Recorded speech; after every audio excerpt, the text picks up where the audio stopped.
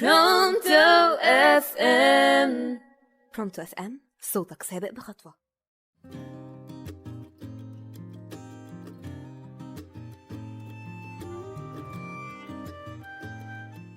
أصدقائي وأحبائي، معكم منى بيومي في برنامجكم خليك فولاذي مع راديو برونتو اف ام. وفي أولى حلقاتي هتكلم معاكم عن الفقد. الفراق كالحب، تعجز الحروف عن وصفه. الفراق كالعين الجارية التي بعدما اخضر محيطها نضبت.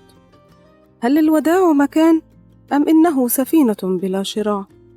يا ليت الزمان يعود واللقاء يبقى للأبد. ولكن مهما مضينا من سنين سيبقى الموت هو الأنين، وستبقى الذكريات قاموسا تتردد عليه لمسات الوداع والفراق والوداع، والموت هو البقاء.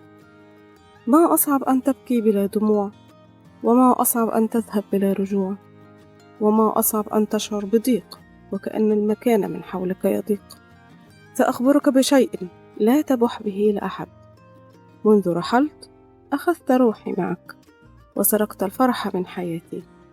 تبا لتلك الغصة التي سرقت الراحة مني كلما جلت في خاطري وتذكرت حضرتك.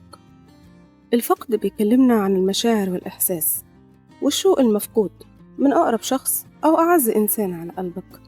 هو إنك تحس فجأة إن الشخص ده مش موجود في حياتك، سواء كان مات أو بعد عنك أو اتغير عليك. الموضوع ده مشكلة كبيرة بيعاني منه كل إنسان، سواء كان أنثى أو ذكر. كله عنده تعلق بالشخص الآخر، سواء كان أب أو أم أو أخت أو أخ أو زوج أو زوجة أو حبيب أو حبيبة. وده بيكون نتيجة إن مشاعره حقيقية وصادقة وشفافة وصريحة جدا. وبيكون القرب من الشخص اللي بتحبه ده بتكون حياة، ومش أي حياة، دي حياة طبيعية. وبيكون بجد وجوده شيء فارق كتير قوي في حياة الشخص الآخر. والعكس صحيح في بعده، سواء كان بعد أو موت. وبتبقى الموت بالنسبة له كل حاجة عنده بقت ضلمة، يعني حاسس إنه مش عايش من غيره. وبيتحول الموضوع ده لشخص منعزل وحيد، مش حابب لا أصحاب ولا ناس حواليه، وغصب عنه بيدخل في الحالة دي لأنه بيدور عليه في وشوش الناس، أو بتهيأله إن الشخص ده معاه في وهمه، عايش معاه، بيتكلم معاه، حاسس بيه، بيحكيله تفاصيل حياته كاملة، لأنه هو مش قادر يصدق إنه هو ما بقاش يشوفه تاني. وطبعا لازم في حل، وإنه يقوى ويقوي من عزيمته ويبقى جنبه الناس اللي بتحبه بجد وتقويه ويرجع لطبيعته من تاني، لأن السبب في كده ضعف في شخصيته وعدم تقبله للأمر الواقع اللي بيبقى موجود في حياته.